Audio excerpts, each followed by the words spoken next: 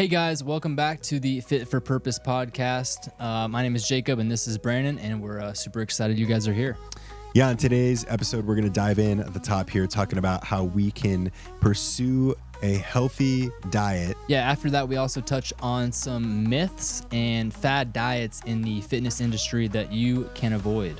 And then we cap this episode talking about supplements, which ones are right for you, what is their place specifically in a healthy fitness regimen. You know, everything we talk about it's how can you build sustainable habits around your exercise routine, your nutrition, your sleep regimen, deloading stress.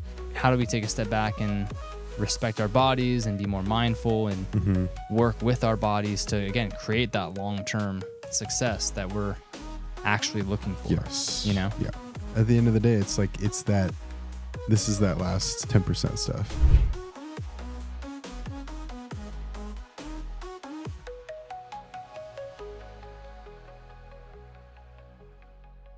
Like you said, tracking can be a bit of a nuisance, but also if you systemize it and just you eat, some of the same meals regularly, what numbers you're trying to hit. If you systemize those things and you track, then it actually allows for some freedom in knowing, I can have a cookie, I can have 2 cookies, and it's not going to put me over my calories or my carbs for the day. Yeah. And I'm still going to be on track for what I want to be doing. Heck yeah. But if you don't know where you're at, then you don't really have that you can't create that freedom to do that. Yes. And know that you're still making progress. Yeah, there's probably a greater chance that you're going to spiral way out of control in that sense of, not crazy, but there's a chance cookies. That, you're going to be like, oh yeah, I had 5 cookies. I don't know what that is, but it's fine. Or I messed up. True. You're like, I had one. So it's a cheat day. You just keep going. Throw the whole thing away. You might as well. I love that term from Jocko, discipline equals freedom. Yeah. And it's that same mentality is by being disciplined and tracking and systemizing, it creates the freedom for you to have that cookie when you want and still be moving towards your goal. So I think that's an interesting point. Because then you can lean into the holidays without the added pressure of the shame that comes with maybe not achieving these goals that you set out for yourself, or thinking that you have this massive hole to dig yourself out of. You just all right, I'm just going to streamline through it. We're going to get to January and boom, let's go. Yeah, absolutely. What do you think about, because you kind of said something about, tracking not all being restriction and, scarcity mentality. I think some people look at it and immediately think though that's too restrictive, that's gonna be triggering for me. Yes. I don't wanna have to think about what I'm eating. Dude, that's always the reaction. Yeah. It truly is. I'll even, in some cases, when I'm having that conversation about wanting to get into some logging macros and things like that with my clients, I even feel like I even approach it like I'm walking on eggshells because I don't want that reaction. I don't want that to be a thing that is triggering for people because, it's exactly what you said. The discipline of the tracking and of that short-term discipline of being able to visualize portion sizes, being able to see actually what is in the food that you're consuming, the contents of it. It unlocks freedom for you to be able to intuitively going forward. So, I enjoy it. It's not something I'll do for long extended periods of time. If I have a very specific goal of body composition, right now I want to get a little bit leaner, lose some body fat. Absolutely use that as a tool because why not have, it's like me trying to say I'm going to drive all the way across country. I've never done that before and I'm going to do it without a map.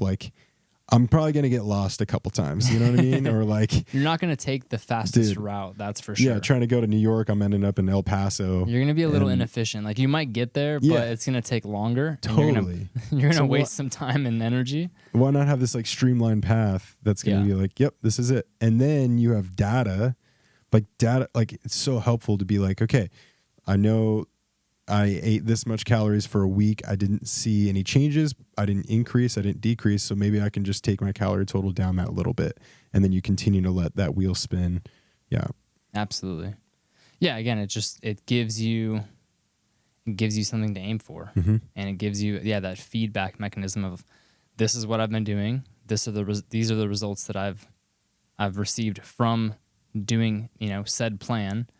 How do I tweak it to adjust, and get the goal that I'm after?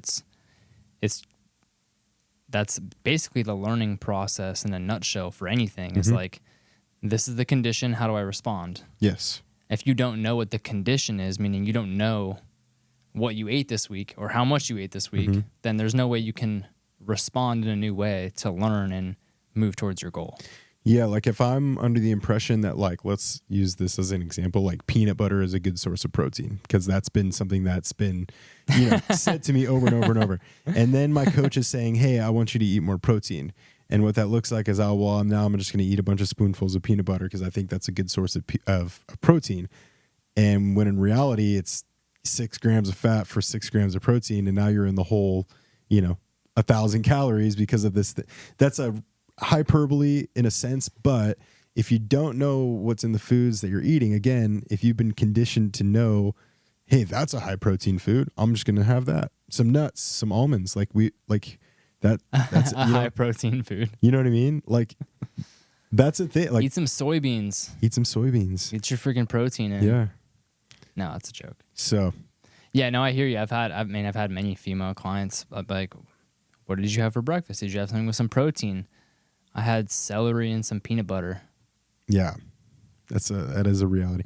Or it's I kind of was like having this mental dialogue in my head this week. It's I'm really, really struggling to hit my protein goal, and I feel so full and I can't quite hit it by the end of the night. And it's like, okay, well, let's like dive into like what your meals look like. What did breakfast look like? Oh, well, I had like 1 egg, or I like skipped breakfast, had some coffee, and then I probably ate around like, 11 when like the dust settled and stuff. It's like, that's not enough food to fuel you. And 1 egg is not enough protein to like get you started. If the goal is I got to hit 120 grams by the time I go to bed, like, why the hell are you starting until 11, 12 p.m.? Yeah, and then you're trying to like force feed it. You're trying to force feed later it in the day. You're getting full. Yeah.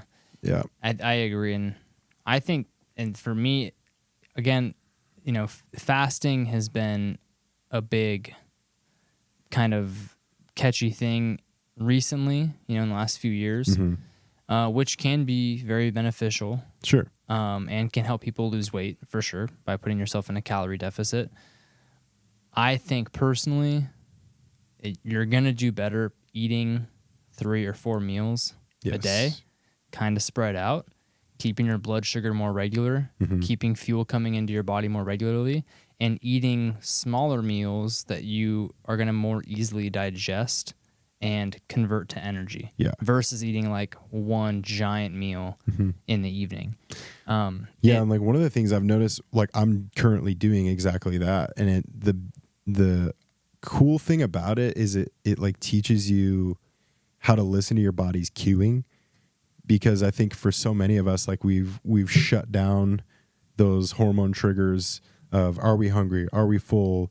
To where we either are like going long periods of times without fueling ourselves and giving us energy, or on the flip side of that, we're over consuming and we're not recognizing that sign of like, hey, we've had too much. So it's really, really like unique when you're in, I've really only noticed it more so like in deficit phases of recognizing that my body is digesting, processing, utilizing the food that I'm eating. And then it's like, hey, you're hungry again.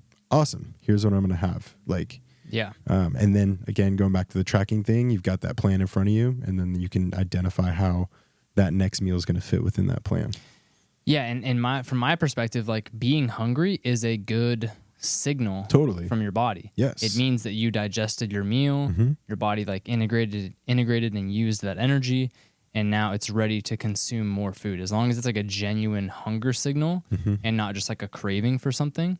But yeah, for you to ignore hunger signals all day and ignore being tired and low energy because you're not eating, and just drink coffee and use nicotine or have whatever stimulants that you use to kind of like suppress appetite and give you energy, that might be a short-term solution to losing some weight, but it's not a long-term solution to having a healthy metabolism. Yes. In my opinion.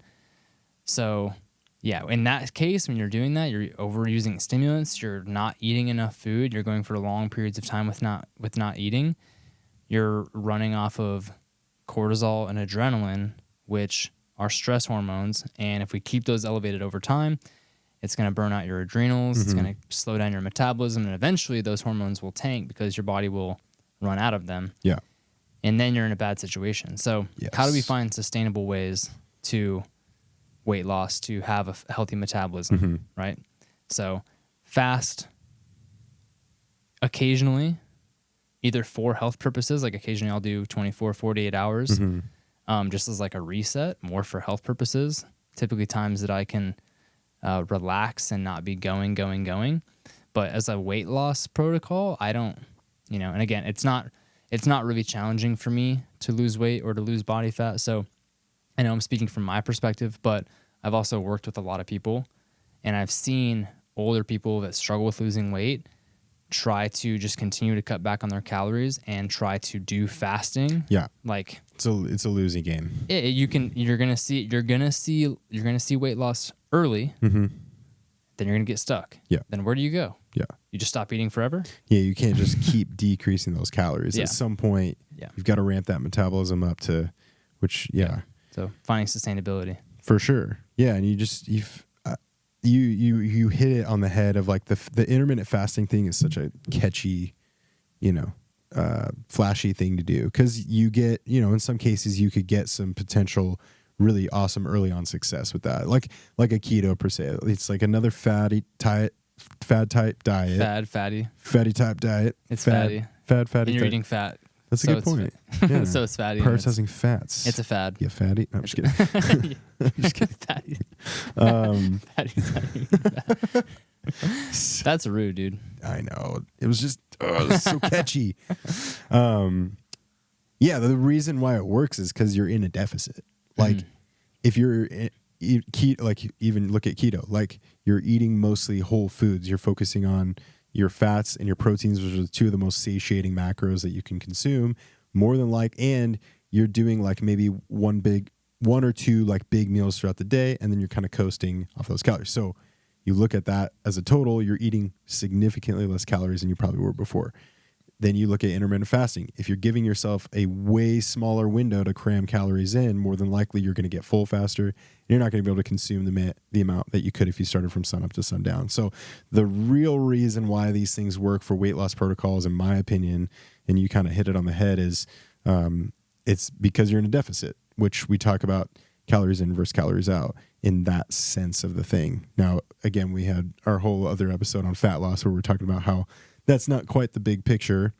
And like you said, eventually you'll gas out and you'll recognize like, oh, I got to try something different because I'm not quite getting the results from this. Yeah. Yeah.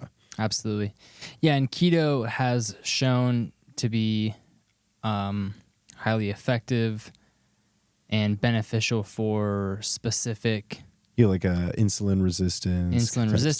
And so like a short-term keto to help with insulin resistance, or ketogenic diets have been shown to be really beneficial for people that struggle with seizures. Specifically, and other like immune issues too, like autoimmune type stuff. Autoimmune, Alzheimer's has been shown to be really beneficial for people with Alzheimer's. So there's like specific, applications for something like that. But yeah, as a long-term weight loss strategy or long-term health strategy, it's just, again, it's not sustainable. Yeah. We shouldn't have to go to extremes to be healthy. I personally believe that the human body is designed well, and when given not just designed well, but designed perfectly. And obviously people have, people are born with genetic mutations and things like that. But in general, the body is designed to heal itself and to be healthy and to be vital. And when it's given the proper environment, meaning food that's coming in, the water that's coming in, the air that you're breathing, the light that you're taking in through your skin and your eyes, the information that you're consuming through social media or TV or whatever, if you're giving your body and your mind the right environment, then it will thrive. And you won't have to, like, you won't have to go to extremes of fasting 18 hours a day or doing a ketogenic diet and cutting out carbs completely or running 10 miles a day.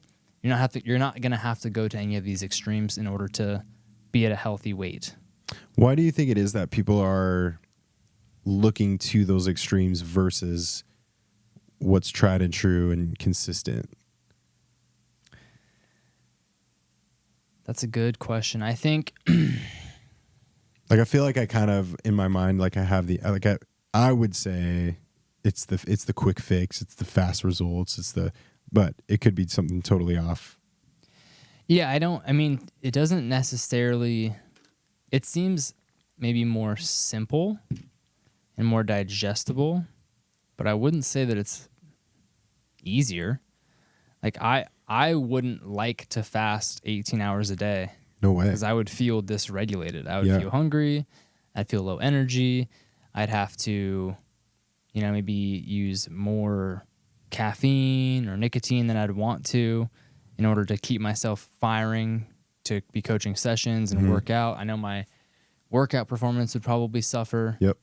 Potential injury. I wouldn't be able to get enough calories for me. Like I have to be around 3,000, 3,500 to like be at a maintenance. Yeah. Just with my activity level. So for me, it's not easier. It's not more simple, but it just takes a little bit more attention and a little bit more discipline. Yeah. But to just like even be like mindful even of, like a keto, like there's the, you could potentially get like, what do they call it? Like keto flu, but you get some of those symptoms of like lethargy and that's early fatigue on. and You're supposed to adapt through it. Sure. But even that of like, you're going to put your body through these potential symptoms just to get on the other side of that to have success. You know what I mean? Like it's just, and I've been there. I've done extreme diets. I've done fasting. I've pushed myself physically harder than was healthy. Mm-hmm. I've done those things through force in an attempt to reach a specific goal.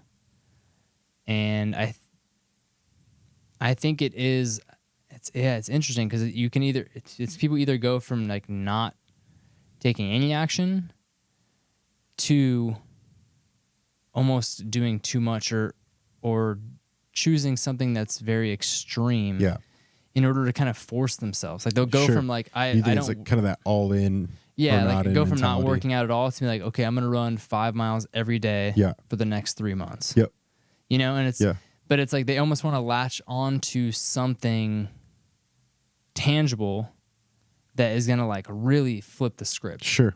Which I'm not necessarily opposed to, but it's just, it's again, how do we take a step back and respect our bodies and be more mindful and work with our bodies to, again, create that long-term success that we're actually looking for. Yes. Yeah. Yeah. That's a good question. That is a good question. Yeah. I guess my perspective as like a devil's advocate to that or a side caveat to that is like, I think people just see, so-and-so that they knew did keto, man, they lost 30 pounds. Well, I should do that too. Boom, I'm going to jump into that. Or I respect this person on social media. They're talking about intermittent fasting. Here's all the grand benefits that it has.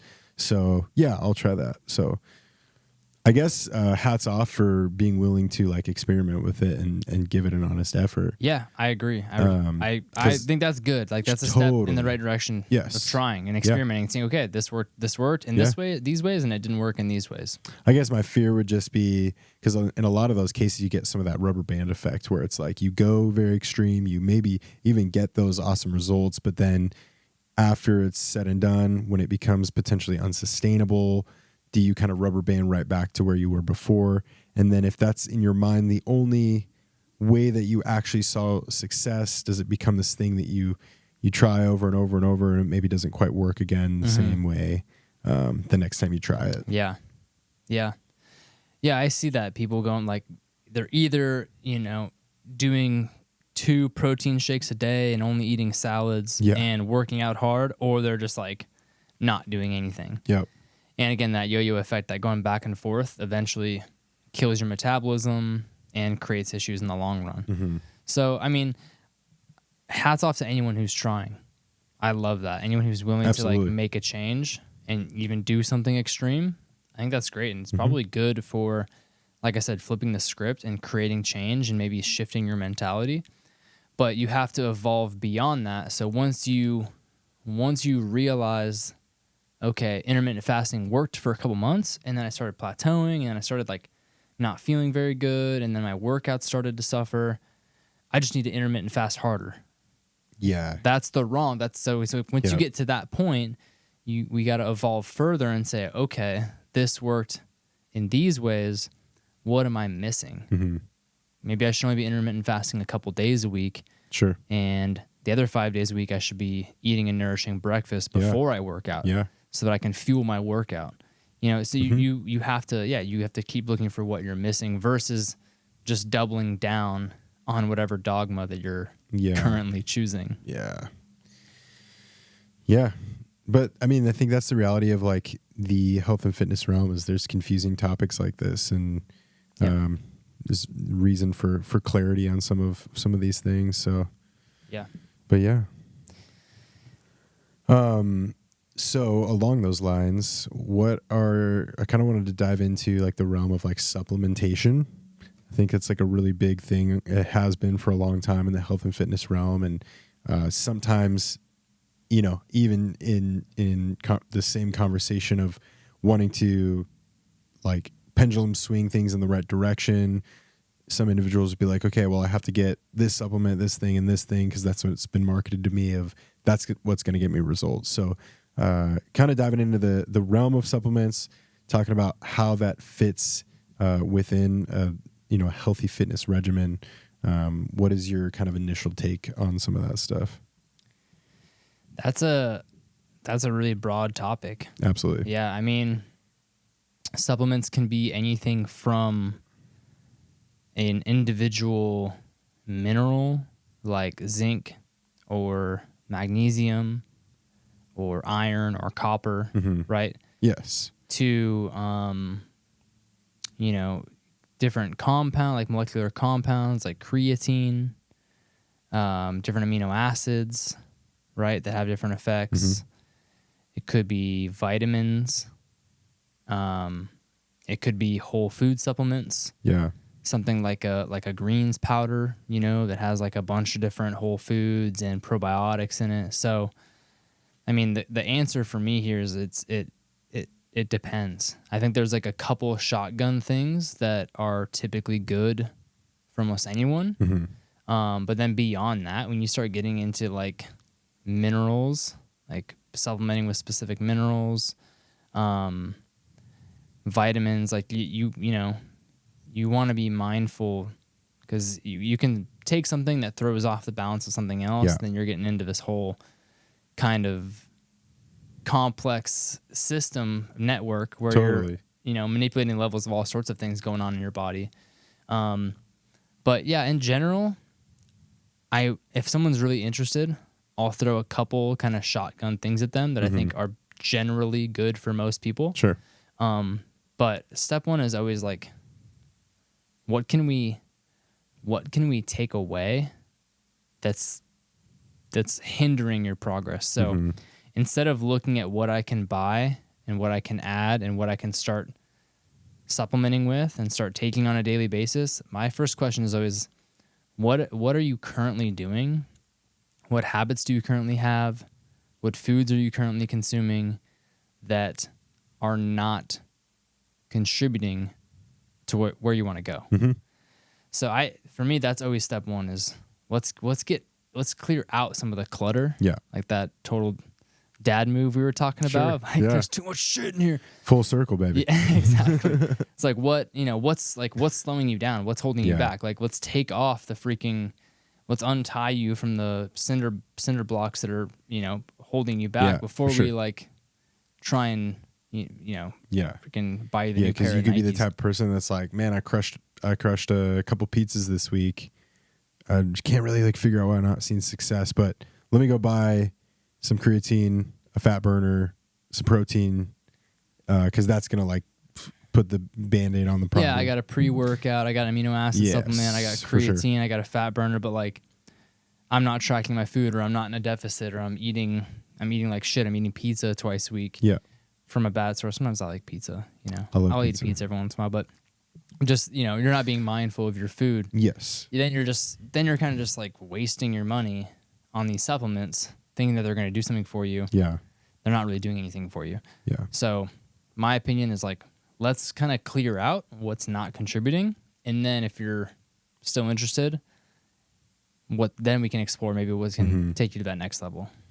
yeah. I think my take would be like, there's, you know, in the realm of like let's say GNC type supplements, like I think the two things that I would always promote right away to anyone is just finding a quality protein source. And then I think creatine is a really valuable supplement for anyone that's like starting strength training in general. But the protein one is also, I would coach it in the sense where it's like, hey, make sure you're getting enough whole foods in as much as you can. This will come in as an additive of like, let's say your goal is 120 grams of protein for the day and you're having a really hard time just getting to like 90.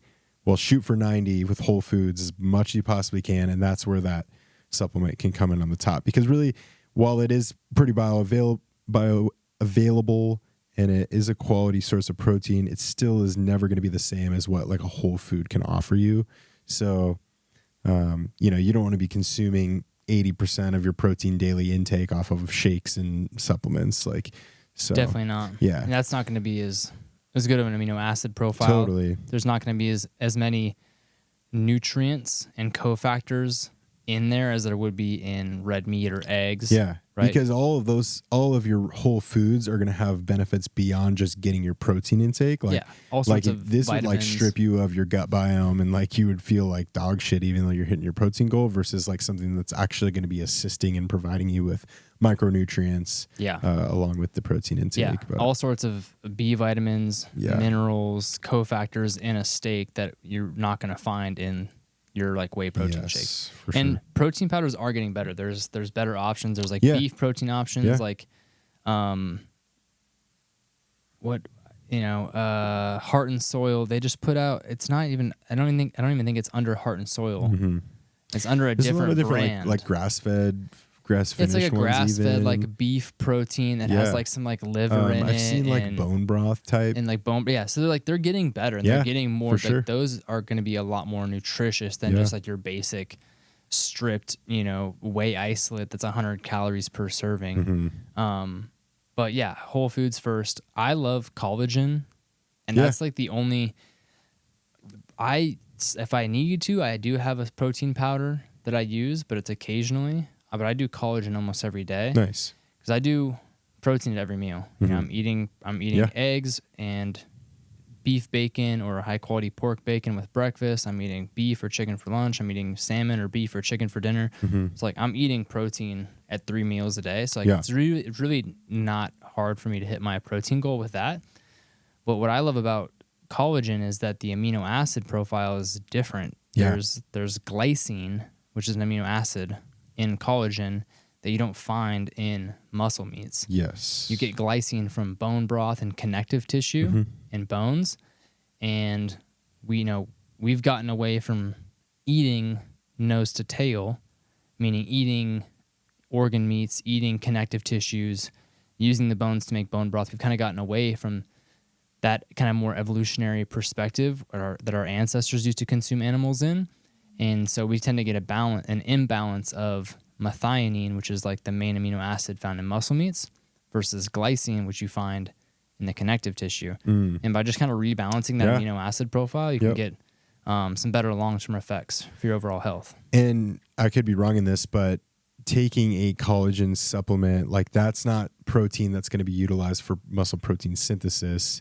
It's going to be utilized for, like you're saying, it's more of the soft tissue type stuff, maybe your nails, your hair, your joints, your ligaments, things like that. Yeah. Correct? Yeah, it's still 20 grams of protein, so you know it's not gonna it's not gonna be as much for like what you were saying for muscle development, but it is gonna be used for connective tissue, which is massive, especially if you're lifting weights and you're training, because muscles get blood flow, they get nutrients, they heal themselves pretty well. Connective tissue takes 2 to 3 times as long to heal. Doesn't get the same blood flow. So consuming plenty of glycine and if it has collagen, the building blocks there ready to rock and roll. It's gonna be it's a good, for me, it's like a long-term investment on like keeping my knees, my hips, lower back, neck feeling good, and then I'm also getting the benefits of just balancing those amino acids. That's something I've added into my routine too, since kind of recovering from my hip surgery I had a few months back. I've noticed a big difference. Like I felt smoother. I felt like my recovery is kind of speeding up for what it's worth. I don't have a version of my healing process without it versus with it, but man, I feel better. I feel looser. I feel like it doesn't take me a ton of time to like get warm and ready for workouts. And you can find it's like grass-fed collagen is the only ingredient. So like you can find very clean options there. I get an unflavored. I put it in my coffee. It almost this might be weird, but it makes things kind of like creamier too. Yeah. Like if you throw it in like your protein shake or whatever it is, or your coffee even, like it has like a I don't even know what you would say, like a substance or like a texture to it that like is a little, I don't know. It adds like a fullness to it, kind of. Yeah. I know what you're saying. It's meant to be. Yeah, exactly. But that's something I recommend to everyone that I work with for nutrition or just for strength and conditioning. Is like, if you need a protein supplement, I typically recommend that. If you need an extra 20 to 30 grams, get it from that, and then try to get your protein from Whole Foods. That's actually an interesting take, because I feel like that's one that gets really undervalued in the sense of the supplement realm. So yeah, that's cool. Yeah. On top of that, I think magnesium is beneficial for almost everyone. So many people are just deficient in magnesium. Our body uses it for so many different processes, but in a nutshell, your body kind of eats up magnesium to buffer stress.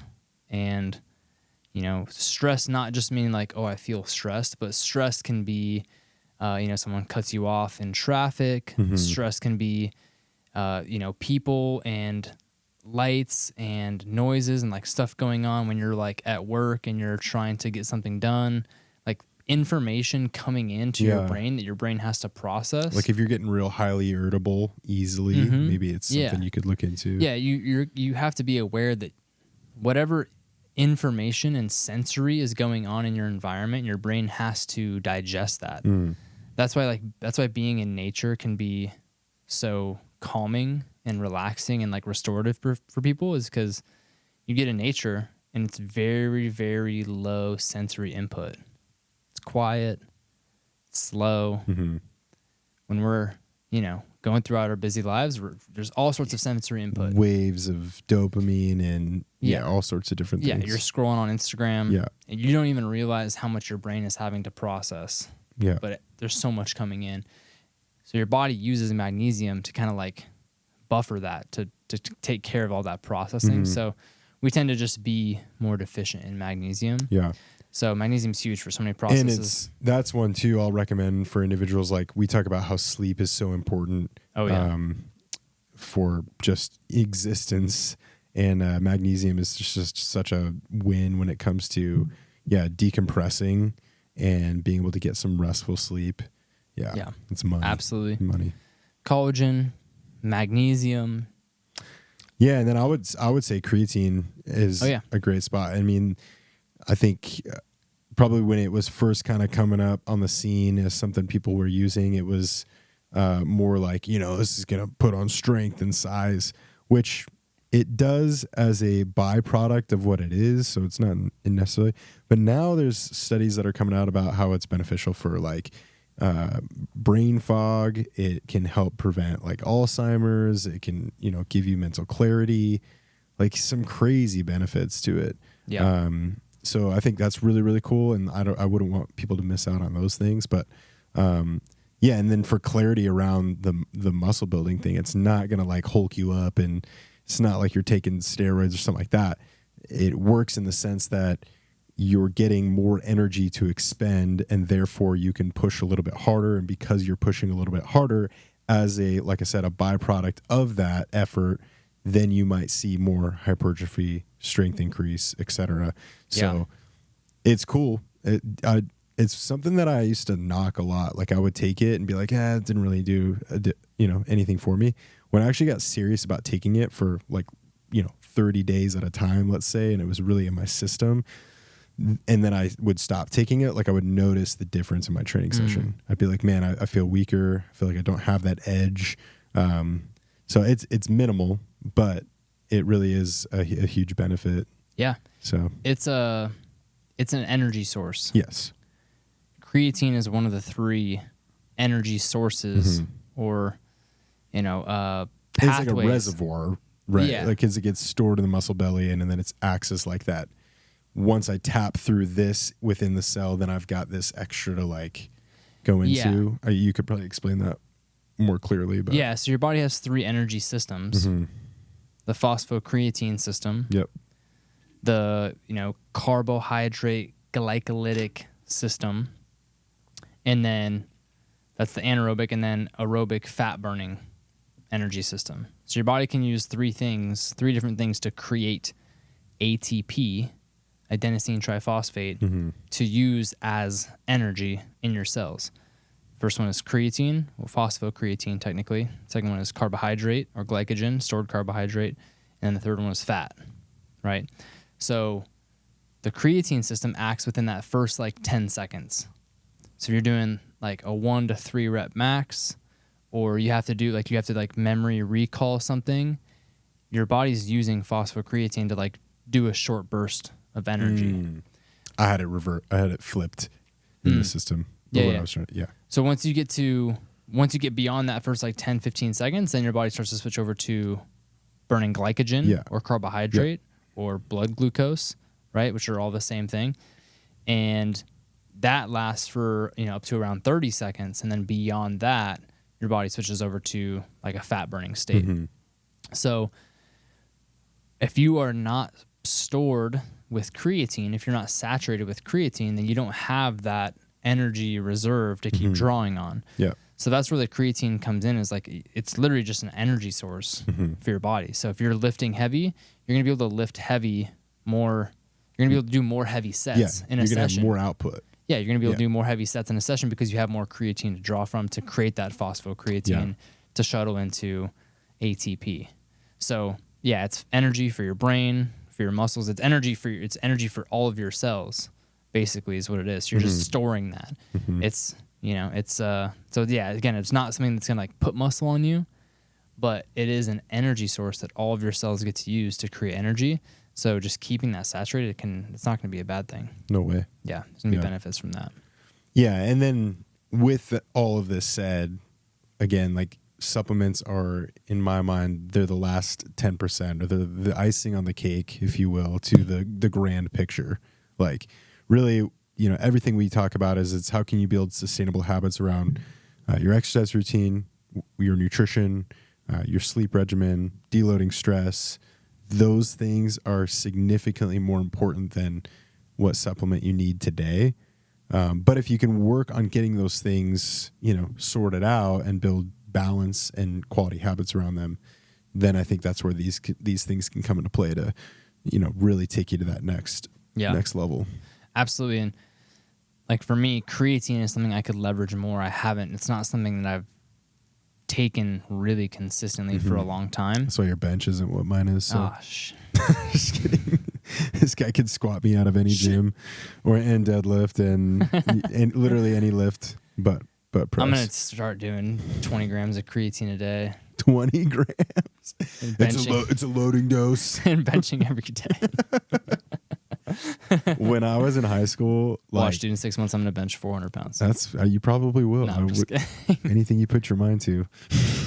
When I was in high school, I was so embarrassed by like my bench, and I remember my dad got me like a little set for the garage, and I would just like go out there and just crush like a little trigger session. Like I'd hit like 4 or 5 sets to burn out, and I remember like going back like 6 months into weight class, and we were testing bench again, and it jumped like, I don't know, 30 pounds maybe or whatever. And I was like, fuck yeah, like let's go.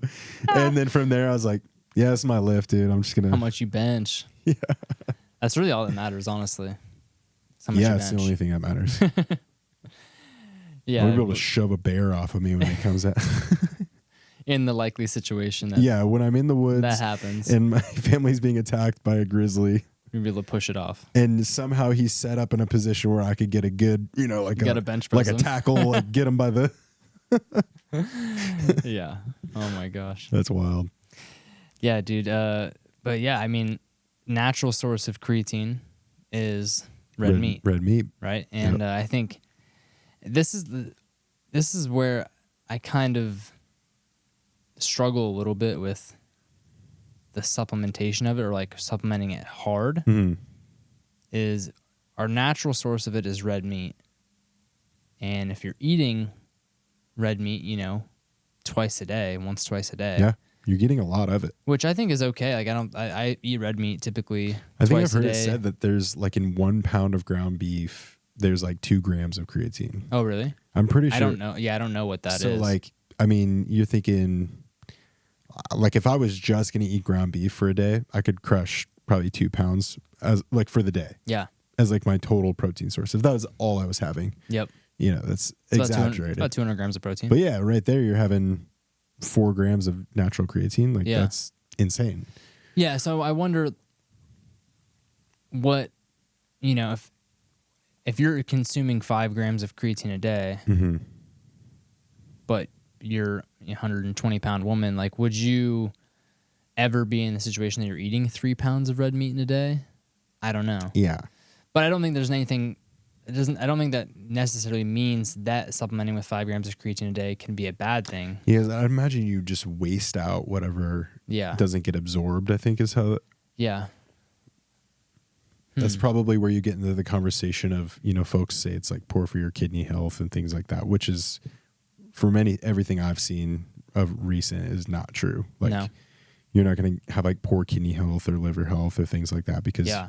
you're consuming creatine. I've seen more recent things of people consuming 5 to 10 grams a day, Yeah. and like it, and just seeing more positive results. So, but I think once Yeah. you get to a point where you're saturated, Yeah, you're then- not going to absorb any more. yeah, And it actually, from what I've seen, is it'll last in your system like up to like 30 days. So okay. you could take it consistently for weeks and weeks and weeks, stop taking it, and you would still have that kind of back to tap into as it, you kind of deplete it over time. Yeah, But almost, I was thinking to your point, like, and not to get into the weeds on creatine specifically, but like, yeah, if you're like supplementing 5 grams every day, but then your diet looks like, okay, through my nutrition, I had 4 grams today, 2 grams yesterday, 5 grams, like, and you're inconsistently getting like 8, 10, 6, like, what does that look like in the long term? yeah, Be interesting. yeah. It'd be interesting to find out. Is there any other supplements that you take consistently or recommend to your clients to take consistently? You hit on like greens powders. Yeah. That's something that I definitely like undervalue vegetables, just not something I'm always like tapping into. Yeah. For better or for worse. So I mean, same here. that's something that I've found benefit in of recent. So I like, and this is not a promotion in any way, but I am an ambassador with like First Form. So part of that is each month you get like Throw a out credit. that discount code, baby. Yeah. I wish I had one, but I'll send you the link if you're interested. It's basically each month you get credited like a certain amount of money to spend with them. So just something that I do is like, I'll try this thing and then I'll try this thing and just see like what benefit it has. So some of the things I've tapped into are collagen, creatine, protein, and greens. Nice. Have you And felt the benefit from the green supplement? yeah, for sure. I feel like, not to be too graphic, but like regularity has been way better. Does it have like a probiotic or anything in there? I think, yeah, I believe it Okay. does. Yeah. And I would say, What's your shit like, dude? dude, first thing in the morning, dude, waking up at 5, got that 5:45 session. It's somewhere in between that window before I go. Incredible. Yeah. Every day on the, I know you're not a big first thing in the morning guy, but Dude, come on. I do that. And I know a lot of people do that, so they resonate. But yeah, have a cup of coffee and then we're ready to rock and roll. Love it. And it's not like it's just, I've never consistently taken a greens powder. yeah. I mean, you see it like all these companies that are coming out, a lot of sponsored ads too, like especially if you're following fitness pages and you just get hit with it. I've always thought this is the biggest load of bullshit I've ever seen. It kind of feels like it to me. Yeah. But like $75 for 30 servings it's of a lot of AG1. money. It is ridiculous. Come on, dog. It is ridiculous for the price and what it is. But yeah, I do like it. I feel like the fact that I have this credit to spend makes it a little more rational for me to go and get it. If I was like, I had to buy that all out of pocket, like every single time I needed a refill, I don't know that I would consistently like go after that. Because let's be honest, if you're eating enough greens in your diet, you would have no need really for that. Like, yeah, I mean, I don't even. It's I not don't even eat green. a lot of greens. It's more like variety of fruits and vegetables and meat. Like if you have enough variety in your diet, you don't have a need for like consistent. Yeah. I I also, from my perspective, the like majority of micronutrients, you can find like the largest density and variety of micronutrients through meat, eggs, bone broth, organ meats, if you're willing to go for them. Do you do organ meats like raw, or do you supplement? I do supplement with freeze dried or desiccated. Okay. I supplement with that.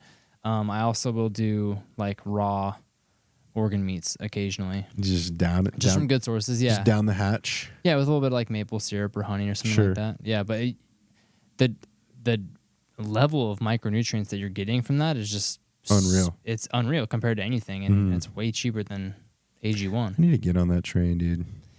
It's not. It's not going to make you look like Liver King, but yeah.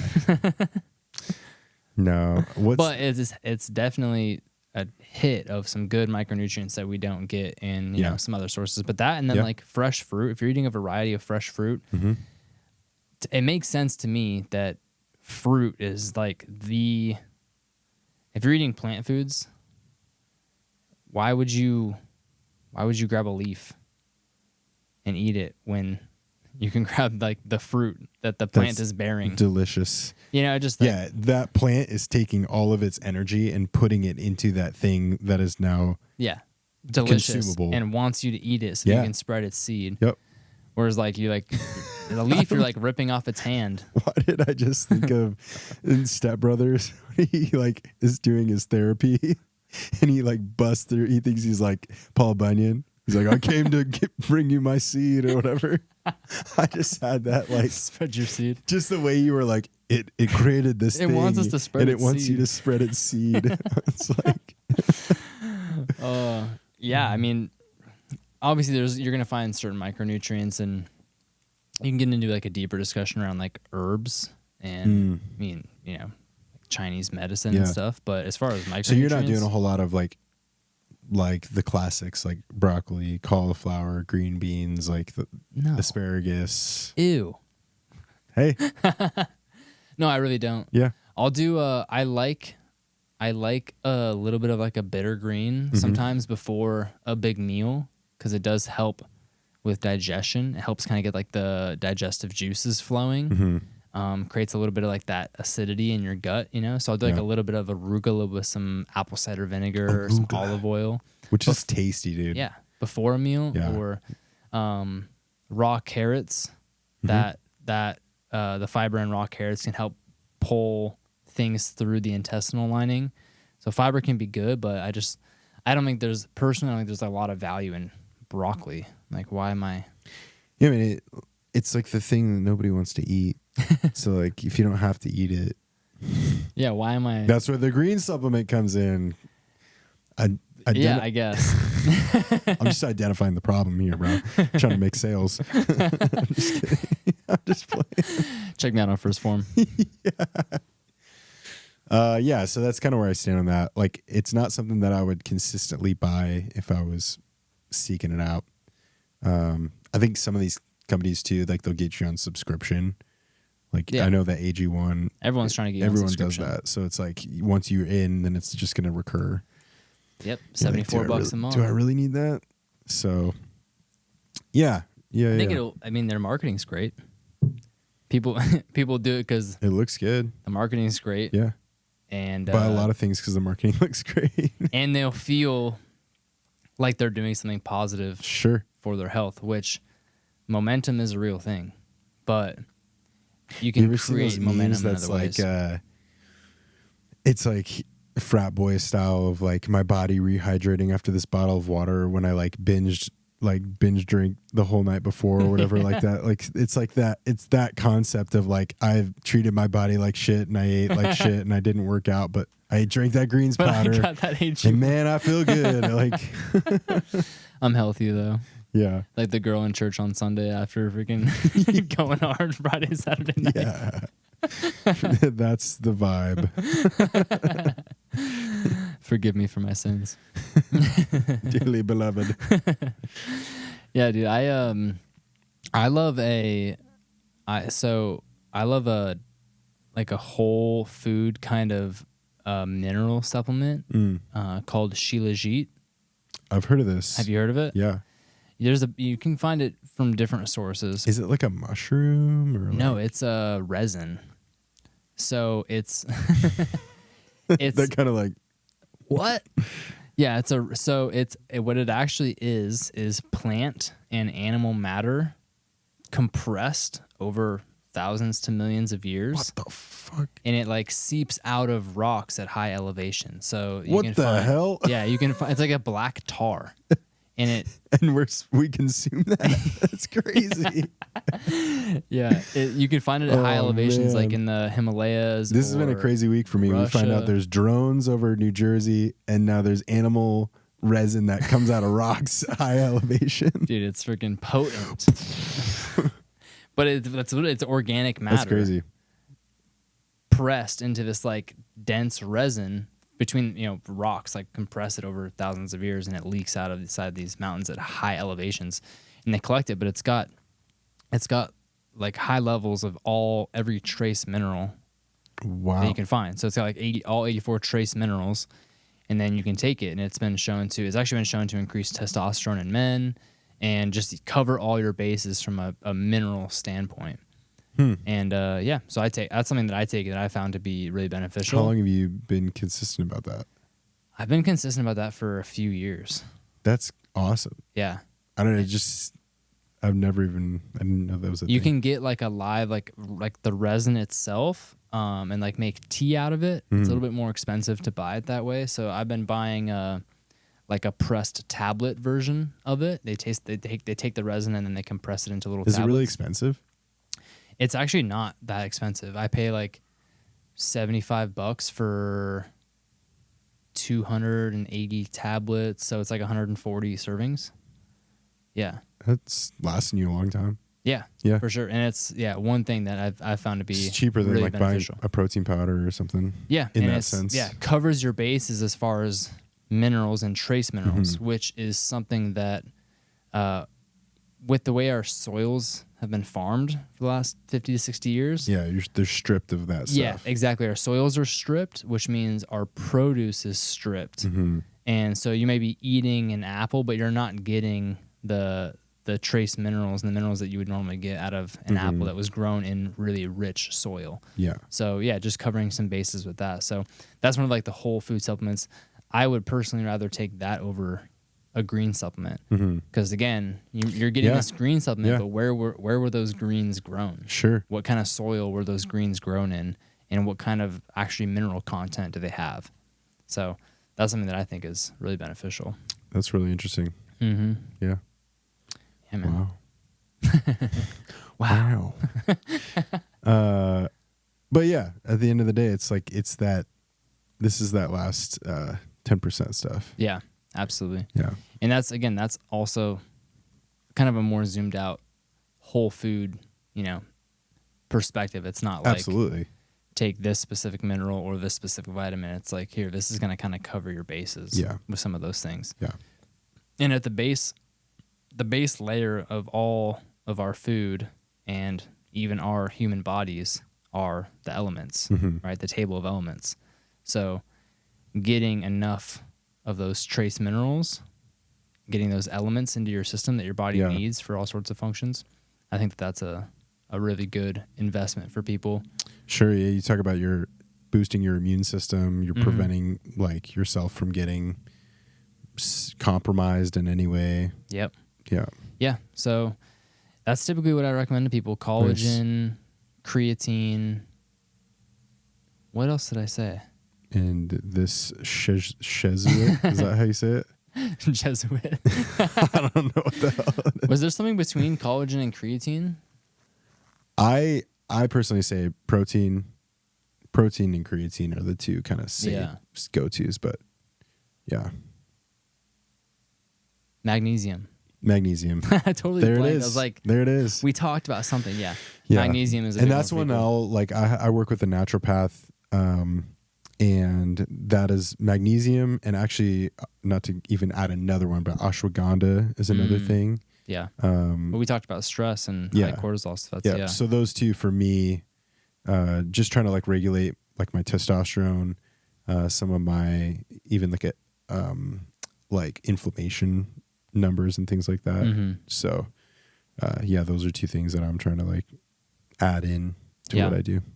Yeah. So if you're looking to level up a little bit, creatine, magnesium, collagen, or a good protein powder, and then if you want that last little bump, get that Shilajit, baby. Shilajit. Yeah, but like we said, whole foods, workout, sleep, move your body. Those are the foundation. Yeah. And then you can build from there. Yes. Yes, sir. We need like the at the end. All right. Thank you guys. Catch you next time. And go get healthy. Get your shit together.